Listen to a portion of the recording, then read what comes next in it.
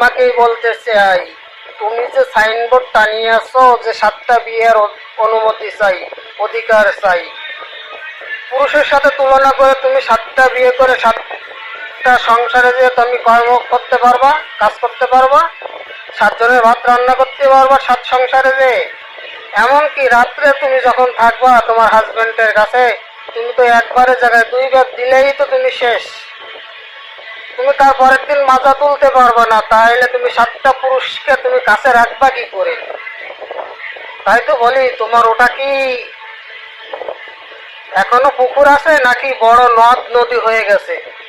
ওই নারী সাবধান হও, বুঝছো?